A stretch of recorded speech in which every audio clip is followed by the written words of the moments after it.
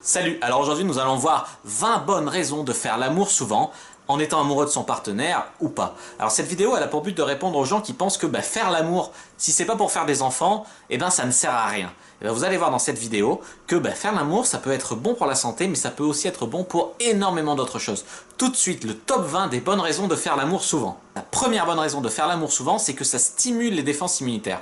En fait, en faisant l'amour avec quelqu'un, on échange des fluides et tout, et ça stimule les anticorps. Et en fait, ce fait de stimuler les anticorps comme ça les renforce, et ça rend beaucoup moins vulnérables aux infections. Faire l'amour régulièrement, par exemple 3 fois par semaine, ça permet donc d'être moins souvent malade. Deuxième bonne raison de faire l'amour souvent, c'est que ça fait du bien au cœur. En fait, faire l'amour, ça stimule des hormones qui font du bien au cœur, ça réduit aussi les risques d'hypertension. Du coup, en faisant l'amour régulièrement, on éloigne les maladies cardiovasculaires. 3. Faire l'amour régulièrement, ça permet de réduire les risques de souffrir un jour d'un cancer de la prostate. 4. Faire l'amour, c'est comme pratiquer un sport, donc c'est une activité physique. Vous allez en retirer tous les bienfaits que vous pourriez tirer d'une activité physique. Notamment, vous allez brûler du gras, vous allez brûler des calories, et en plus, pendant que vous baisez, vous n'allez pas vous bourrer de chips pour oublier votre célibat. 5. Faire l'amour, ça lutte contre l'hypothermie qui pourrait provoquer des chutes de tension. C'est donc bon pour le corps, mais aussi pour votre facture d'électricité. 6. Faire l'amour souvent, ça permet d'allonger sa durée de vie. De nombreuses études ont montré que les gens qui font l'amour régulièrement, donc on a dit plus de 3 fois par semaine, ont une durée de vie bien supérieure à ceux qui n'ont pas ou très peu d'activité sexuelle. 7. Faire l'amour aide à se relaxer. Pour les femmes, faire l'amour, c'est comme se faire faire un massage interne. Pour les hommes, c'est aussi un peu comme se faire faire un massage érotique. De plus, faire l'amour, ça permet de sécréter les hormones du bien-être et de réduire les hormones du stress. La dopamine, elle est antidépressive, les endorphines, elles réduisent l'anxiété, et l'ocytocine, l'hormone de l'attachement, elle possède un effet anti-stress. Alors, à part si on tombe sur un mauvais coup maladroit, faire l'amour, ça met de bonne humeur. Du coup, la plupart du temps, faire l'amour, ça nous rend bien et ça réduit le stress. Est-ce qu'on ne dit pas d'ailleurs qu'une femme, quand elle est désagréable, on ne pourrait pas tenter de lui dire qu'elle est mal baisée? Ça dit bien ce que ça veut dire, non? 8. Faire l'amour, ça donne confiance en soi. Que l'on soit un homme ou une femme, ça augmente l'estime de soi. En effet, au lieu de se dire des choses comme « Est-ce que je suis pas trop gros? Est-ce que je suis pas trop grosse? Est-ce que je suis pas boudiné dans cette robe ?» On va plutôt se dire des trucs « Regarde comme je suis un bon coup, regarde comme je suis désirable, etc. » Et c'est des messages internes qui font bien plus plaisir. 9. Ça soulage les douleurs comme par exemple la migraine. En fait, le sexe, ça permet de produire des endorphines qui ont un effet assez proche de la morphine. Donc ça arrive à supprimer les douleurs. Donc en fait, c'est très efficace pour combattre par exemple les migraines ou toutes sortes de petites douleurs et aussi pour détendre les muscles. 10. Le sexe, ça permet de mieux dormir. En fait, 7 Français sur 10 souffrent d'insomnie. Or, le sexe, ça permet de s'endormir beaucoup plus facilement.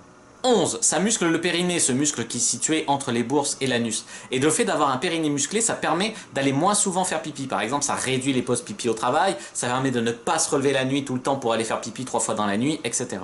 12. Faire l'amour permet de régler les cycles menstruels. En fait, le stress de la vie quotidienne ou de la vie professionnelle, ça peut contribuer en fait à dérégler les cycles menstruels des femmes.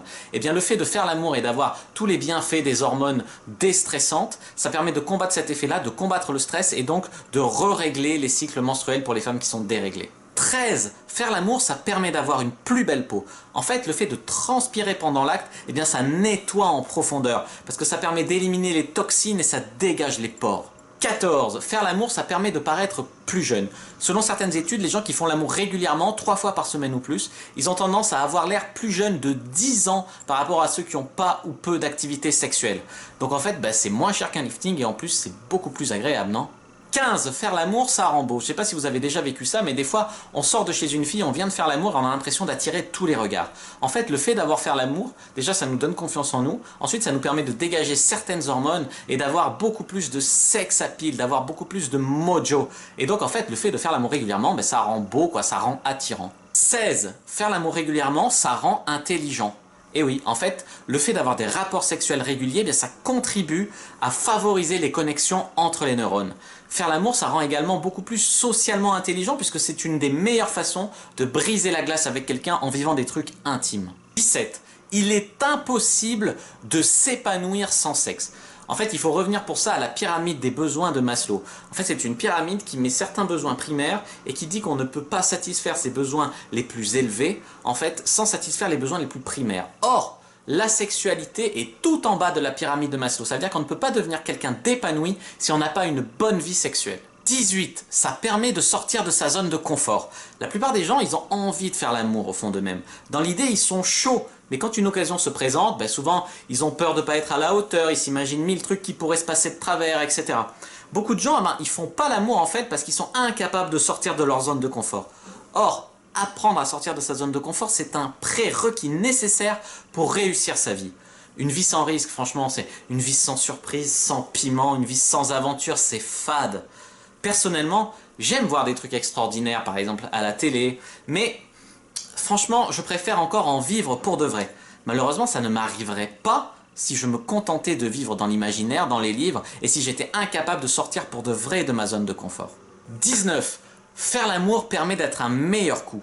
En fait, ça permet d'être beaucoup plus à l'aise techniquement. Plus tu fais l'amour, plus tu vas avoir de technique, plus d'habitude, plus d'automatisme, mais également mentalement, parce qu'il faut vraiment parvenir à apprivoiser son corps et sa sexualité avant de pouvoir en jouir pleinement. Alors la pratique, c'est très important, la théorie aussi, parce qu'il faut bien lire un petit peu pour ne pas faire des erreurs bêtes, pour ouvrir son champ des possibles, pour découvrir de nouvelles pratiques, pour essayer, pour se rendre compte de ce qui est possible, de ce qui l'est pas, etc. dans la sexualité humaine. Et il y a beaucoup plus de choses possibles que ce que vous pensez en fait. Et en fait, la pratique, c'est une des meilleures façons d'apprendre aussi pour compléter bien la théorie, parce que la théorie toute seule, ça sert à rien. C'est une meilleure façon d'apprendre à bien faire l'amour et à mieux jouir lorsqu'on fait l'amour. 20. Pour les gens en couple, eh bien faire l'amour régulièrement, ça rend fidèle. En fait, faire l'amour régulièrement, ça réduit les risques d'adultère. Un petit ami ou une petite copine qui ne serait pas satisfait sexuellement, ça serait un petit ami ou une petite copine qui serait tenté beaucoup plus facilement d'aller voir ailleurs. Grâce à l'ocytocine, l'hormone de l'attachement qui est dégagée pendant le sexe, plus on couche avec quelqu'un, plus on s'y attache. Faire l'amour, ça crée donc, et où ça renforce en fait des liens.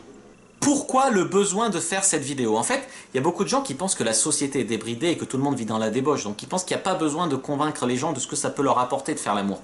Mais dans les faits, c'est totalement différent que dans les fantasmes des gens. En fait, la plupart des gens vivent dans ce que j'appelle la misère sexuelle.